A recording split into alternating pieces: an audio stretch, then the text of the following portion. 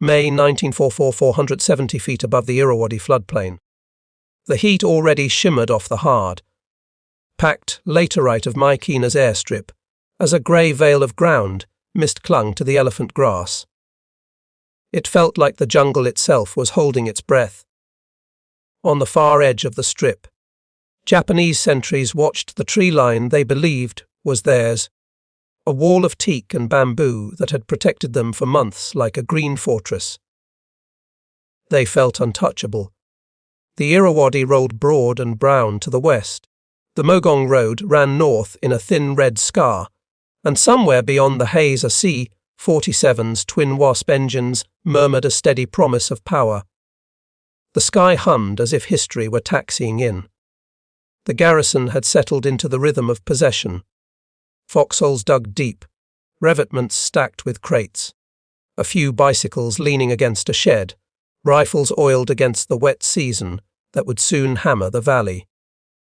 Complacency soaked in like humidity. From the timbered ridges to the northeast, gaunt men moved without sound, their faces streaked with the grey of dust and fever, their eyes sunk but unblinking. They were shadows given orders. 6 miles back, they had crossed streams on rope lines, shoes and socks tied to belts to save them from rot. The smell of iodine and damp canvas thick around them as Kashin scouts ghosted ahead through elephant trails. They kept coming because stopping meant dying. They had marched for months over the Patkai and through the Hukong, through leeches, malaria, and the slick clay that tried to suck men and mules down to the roots. Carrying 60 MEM mortars, BRs, and the weight of a plan bigger than the jungle. The plan was simple: appear where no one should. They were the 5 3/7 Composite Unit, provisional. Galahad, known to the newspapers as Merrill's Marauders, now guided by Kashin allies and the compass, straight will of a commander who had traded sleep for maps. Their exhaustion was a weapon no one would see until it was too late. At first light, the assault elements slid into position. 2 assault lines pressed flat against the grass, another element cutting the road to the west to seal the strip like a jar. The trap was quiet. Rain, swollen air muted the distant drone of American fighters patrolling above, but it could not muffle the soft metallic clicks of safeties and the rustle of burlap ammo bags shifting on bony shoulders.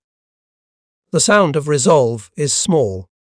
A flare asked, green, low and fast, and the first mortar rounds thumped from hidden pits, their flight invisible until the airstrip spat dust in dirty geysers along the revetments. The jungle exhaled fire. Japanese machine guns chattered back in short, crisp bursts. Tracers smearing the mist as men in faded khaki scrambled from trenches toward firing steps cut into the berm. Surprise had found them before fear did. From the right, a wedge of Americans moved with the odd economy of motion precision that only long pain teaches, rifles shouldered, feet feeling for purchase, breath held in the seconds between explosions. They were too tired to hesitate. On the left, Chinese infantry surged out of the grass in a ragged sprint, voices sharp and urgent, grenades arsing low to chew open a path along the edge of the runway. Allies were now a single blade. The airfield's dirt rippled under concussions, and the last of the morning, mist burned off into the smell of cordite and burned palm that sticks in the throat and never entirely leaves. This was the taste of a turning. Behind the first line, a radio man cupped his hand over the handset. The wire twisted in sweat, slick fingers as he barked coordinates to guns that didn't exist and air that might. Gambling on the psychology of pressure, learned the hard way in the hills. Deception was another rifle in the line. A mule stumbled, legs splayed, then found its footing and kept walking, panniers clanking with mortar shells and hard biscuits, as if the animal understood the geometry of the fight as well as any sergeant. Everything that could move did. The first revetment fell in a rush of shouts and splinters as the defenders reeled back toward the center sheds, the Americans flooding the position with short bursts and the practiced violence of men who had never fought on equal terms. They refused to be small again. From the runway threshold, a man waved a panel toward the sky, a square of bright color jerking to a rhythm that said clear, clear, clear, while others knelt, rifles out, scanning the tree line for the counterattack they had counted on since before dawn. Hope looked like a cloth in a shaking hand. Minutes turned into one long second when the twin-engined hum grew into a presence, and a transport ghosted low, cautious and committed, wheels brushing the air above the strip that had been Japanese at sunrise. The impossible was landing. The sentries who had owned the jungle an hour before were now sprinting from shadows that betrayed them, their world inverted by men who should have been dead of fever long ago, but had made a covenant with distance and silence. Certainty shattered in broad daylight. As the first aircraft circled, the Marauders and their allies dug in along the edges of the captured ground. Faces set, hands blackened, eyes scanning the green wall that looked back without giving answers. The jungle did not speak. Men did. They had come 1,000 miles to arrive at this rectangle of earth, and for a heartbeat. The only sound was breath and the soft tick of cooling metal. Out of the trees, the balance had changed. 2 years earlier, in the spring of 1942, Myitkyina had fallen with the rest of northern Burma, its railhead and all-weather airstrip turning into a Japanese hinge on the Irrawaddy that locked Allied plans out at Asia. It became a symbol of a door slammed shut. From Assam's tea estates to the snow-shadowed Patkai, General Joseph W. Stilwell built a new Northern Front, Northern Combat Area Command, braiding American logistics, Chinese infantry, and Kachin guerrillas into a force that could move where roads did not. The jungle would be contested. Stilwell's target was simple and strategic. Seize Myitkyina to cut the Japanese artery in the north, shorten and shield the Hump Air route to China, and clear the way for the Lido Road to link with the old Burma Road at Bamo. One airfield could change a theatre. The Japanese believed terrain and distance would do their work. Rains, fever, mud, and the certainty that Western armies needed depots and highways to fight. Confidence is a fortress with no roof. In their path, the Imperial Japanese Army manned the valleys with veteran infantry, mountain guns, and hard-bitten machine gunners, units that had pushed through the same gorges in 1942 and learned to live lean under the canopy. They trusted the green to hide them. They held Myitkyina as both a runway and a rail terminus, a forward lid on the Irrawaddy that fed garrisons up the Mogong and Hukong valleys and threatened India's eastern flank. It anchored their northern war. Against that, the Allies built a different kind of reach.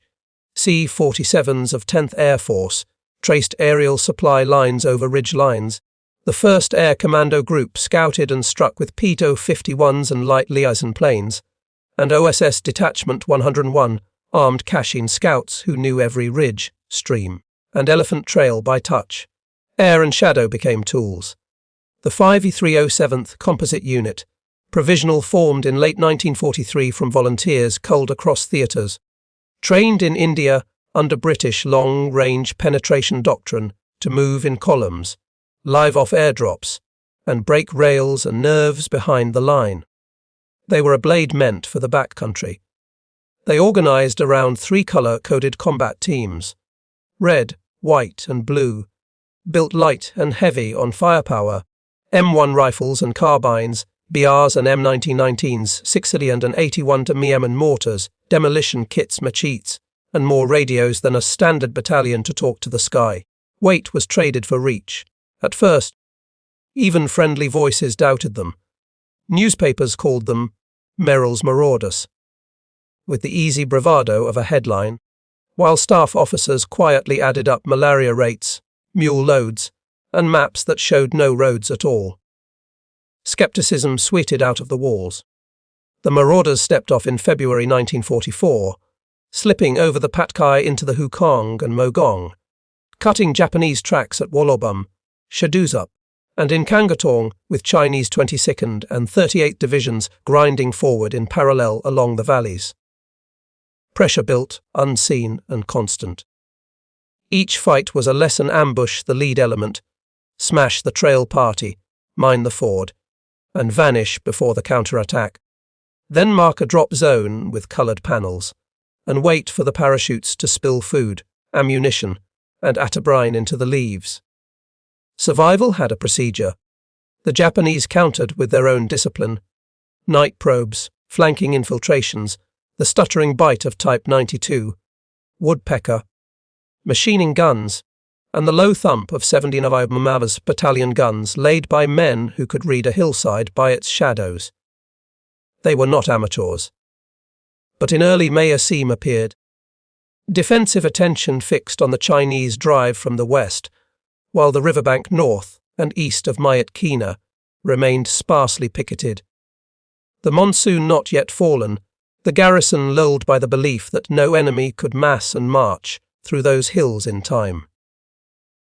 Assumptions grew soft in the heat. Stilwell authorized a risk that looked like audacity from far away and inevitability up close. Swing the 500 and 307th wide, cross the Numpi HKA and the Kumon Range with Kashin guides, and strike the airfield edgy on while Chinese infantry sealed the western roads. Surprise would be the only reinforcement. The plan depended on thin men carrying heavy loads, on mule strings that could thread bamboo like needles, and on pilots who could read a coloured cloth at treetop height and put food exactly where a map said the ground would be. Every element had to hold. Japanese staff tables said the valley belonged to them. A calculus that counted trenches, guns, and the calendar's approach of rain. They miscounted the will of strangers. By mid-May, Brigadier General Frank D. Merrill was sick again, and command on the ground passed to Colonel Charles N. Hunter, whose map cases were stiff with penciled timings that turned jungle distances into riflemen's minutes. Leadership moved without ceremony. Hunter's columns drifted into place northeast of the field, Chinese units angled to the west, and Kashin scouts slipped through culverts and field huts to mark paths and caches the garrison had never noticed. The net closed with almost no sound. What the Japanese owned in numbers and position, the Allies matched with mobility, intelligence, and an air bridge that made the tree line itself a supply dump. The equation changed variables. They laughed once at the idea that an American-led force could carve through mountains and fever to arrive intact on a runway they had fenced with trenches. They would not laugh again. The long-range penetration column was built like a precision tool, 2 rifle companies up front to bite, a weapons company with M1919s, and mortars to hold scouts and engineers threaded through the line, and mules tied to the spine like moving magazines. It moved because every part knew its place. A rifleman carried an M1 Garand 3006, 8 rounds on an N-block clip, snapping home with that unmistakable ping, and 120 rounds boxed in cloth bandoliers against the sweat. His burden was math and metal. Beside him, a man with an M1 carbine kept 15 rounds ready in a magazine that fed faster in the thickets, the lighter recoil a relief when the arms shook from fever and miles. Light didn't mean weak. Bar gunners shouldered the M1918A2, a 20-round box feeding, 30.06 at a stuttering 500-650 rounds per minute, the bipod biting clay as the gun's short bursts stitched pillars of dust along a tree line. Firepower was a posture. Behind them, Mortorman laid the M262 over Mem like a surgeon sets a tool, its 2,000-yard reach dropping 3-pound HE on tree lines and bunkers, while the heavier M1 819 Madam Crew served and punishing at 136 pounds broken down, pushed steel to nearly 300 yards. Arcs drew their own maps. Explosives rode high in rucksacks. TNT blocks, primacord, British time pencils, meant for rails, bridges and bunkers that would not argue. Demolition was doctrine spelled in blasts. Radios made the column audible to the sky, the SCR 300 walkie-talkie, 38 pounds of FM range when jungle hills would permit, and the handier SCR 536, a handy talkie, whispering company to platoon. Voices became vectors. Coloured panels would bloom on elephant grass, a private language to the C-47s droning overhead on their twin Pratt and Whitney ARD 1830 twin Wasps. 200 horsepower each, cargo bays stacked with bundled rations, Thur-UIRO-6 and medical tins. Supply fell like weather. A Dakota could loiter slow at 90-110 miles per hour and push out palletized rolls that scattered with a slap and a bounce, parachutes jerking taut. Canvas thudding into green with a sound men learned to love. Resupply sounded like survival. The 1st Air Commando Group was tuned for this terrain. PRFFLin 1A Mustangs with Allison VO 1710 engines snarled low to strafe and dive bomb strongpoints. B-25 Mitchells shouldered in with guns and bombs when called. Stinson LI-5 Sentinels and Stinson LR-1 Vigilants dropped into clearings where birds hesitated. Air was a partner on call. Gliders had already proven that point. CGQ-4As humped Wingate's Chindits into jungle strips during Operation Thursday, while a Sikorsky YRR-4 helicopter made the theatre's first combat rescue in April 1944, dragging the future into the trees one rotor beat at a time. Innovation learned to hover. On the ground, doctrine travelled light and thought heavy. Bypass strong points, cut roads and rails, harass columns, smash the lead element, mine the trail party, and vanish before artillery could anchor the Japanese response. Movement replaced mass. Atabrine stained the skin yellow and kept the parasite caged, while salt tablets, foot powder, and iodine counted as equipment as surely as spare firing pins and oil. Medicine fought beside weapons. Mules were the muscle of the machine, each capable of 200 pounds on a crossbuck saddle, ammo boxes laced to panniers, hooves steady on slopes that could shrug a man off like sweat. Stubbornness hauled the mortars. Load plans lived in sergeants' notebooks. K rations and D-bar chocolate stacked by days, ammo counted by contact, mortar rounds budgeted by mission, and a strip of oiled cloth tucked in each pack for a rifle that would be asked to work soaked and hot. Order beat entropy by inches. The Japanese system answered with its own logic Type 92 heavy machine guns. The Woodpecker, 7.7 mum, feed strips clacking, anchored fire sacks. Type 99 light machine guns raked flanks, Type 89 50Y manned grenade dischargers, misnamed knee mortars, by the unwary, arched bombs into dead ground. Their perimeter spoke in bursts. At company and battalion level, 70 OP Mabunava's Type 92 battalion guns thumped from jungle alcoves, shells slapping palm and mud into deadly spray, registered to paths, fords, and the places an enemy must pass. Every trail could be a trap. Japanese infantry doctrine prized infiltration. Night movement, spider-thin patrols slipping through seams, a grenade tossed from close enough to see breath, backed by counterattack the instant a position bent. Pressure came from the dark. They moved light, often barefoot or in split-toe jika tabi, and carried rice, grenades, and faith in the jungle's ally distance. They believed time was theirs. Against that belief, the Marauders brought timing and air, an SCR 300 call would tilt a sky of aluminum their way, the 1st Air Commandos P-51As strafing in pairs, while C-47s circled to push out food and Fifuba col ammo, and L-Fios dropped in to yank a fevered man into the slipstream, the column's pulse since to engines. Maps were fabric and pencil, marked with streams like silver sutures, Numpiechkai, Namquishka, bearing set by lensatic compasses that trusted the needle when the canopy stole the sun.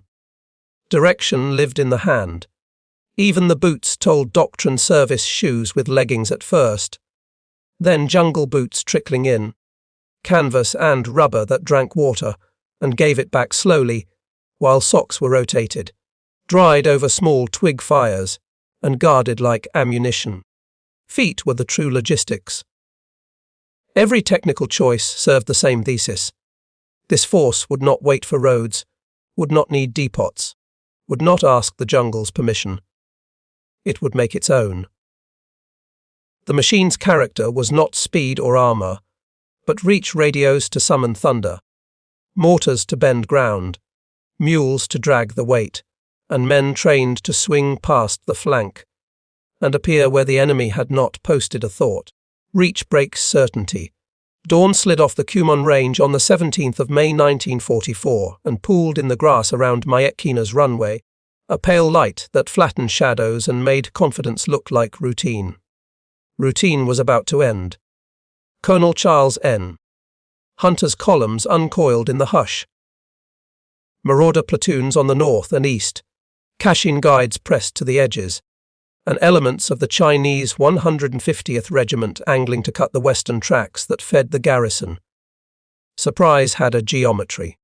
A single green flare hissed from the grass, and the first 6 Nomomiwember rounds leapt.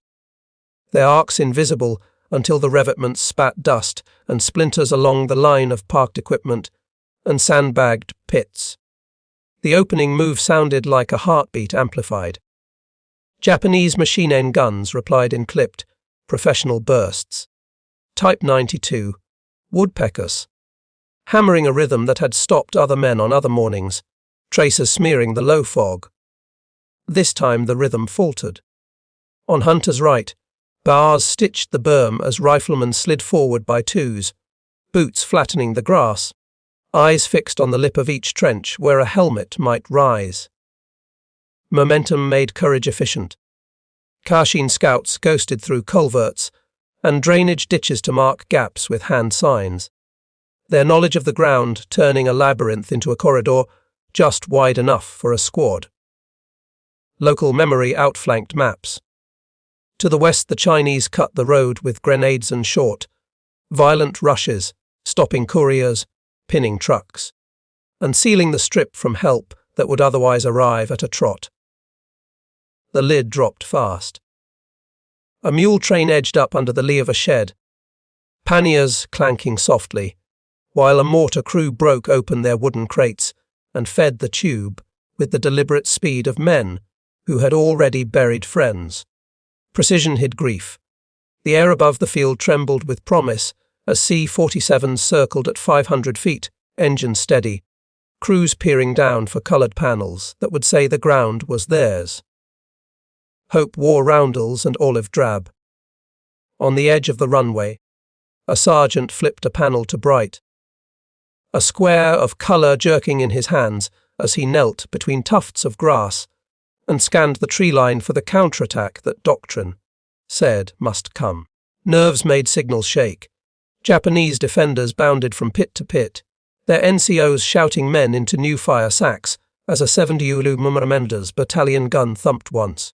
Twice, the shells slapping palm and dirt against ribs in a gritty rain. Shock pushed back instinct.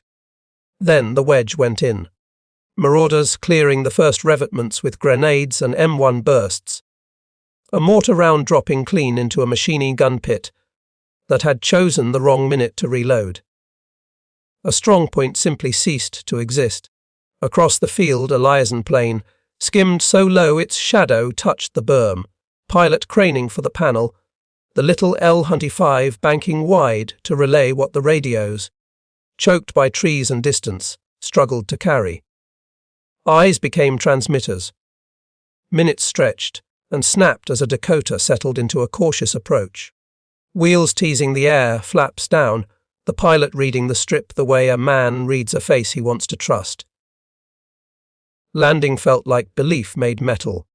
Its tires kissed dirt and held, the tail dropping. The fuselage shouldering past the men crouched in the grass, while gunners on the edge stared outward, and not up. Ground became a runway again. Chinese infantry surged along the western verge, voices tight. One man waving others past a splintered shed as a squad peeled left to rake the trench behind the radio hut with short, punishing fire. Edges closed like fingers. A Marauder radio man hunched over his SCR 300, sweat slicking the handset. Voice flat with the numbers that made artillery from the sky. Bearing, distance, reference. While across the field a second panel swapped from amber to green. Orders wore colours. By late morning the strip was a rectangle of contested quiet, firing tapering to short. Angry bursts as isolated defenders tried to fight their way out and found the exits gone. The walls had moved while they weren't looking. The garrison's certainty. That the hills to the northeast were a barrier. That the monsoon's clock still had time. That the enemy needed roads to become a threat. Broke like a rotted branch under a boot. Belief gave way to fact. From above, P-Bulls and 5E1As from the 1st Air Commando Group angled in, cutting shallow strafing runs against troop clusters spotted by the men on the ground. Rounds kicking up chalky fans along the field's eastern edge. Air wrote in italics across the green. A second CETAR 47 nosed down with engineers and more infantry, the door yawning before the wheels had fully settled. Men hitting dirt and fanning to the perimeter with that odd calm that follows a successful gamble. Reinforcements arrived from sky to sod. By noon, Hunter had the runway and the near sheds, but not the town across the rail line and the ditches. A mistake born of distance and exhaustion that would cost weeks and lives to correct. Victory was edged with omission. Reports moved in both directions. Airstrip secure. Enemy withdrawing east. Sniper left of hangar. The kind of clipped language that afterward sounds cold against the heat of what it meant. Cold words carried hot moments. For the men who had measured days in leaches and miles, the sudden flat openness of a runway felt like standing on a stage, exposed and impossible to ignore. Triumph can feel like nakedness. For the Japanese soldiers who had believed the jungle was theirs, watching transports roll to a stop on what had been their backyard at sunrise felt like waking to find walls gone and strangers standing in the door. Fear arrives in daylight too. The first focus test had snapped the spell the airfield at Myitkyina, taken by infiltration and nerve, proved that the jungle did not belong to those who claimed it loudest, but to those who understood how to move inside its silence. Arrogance met reality and recoiled.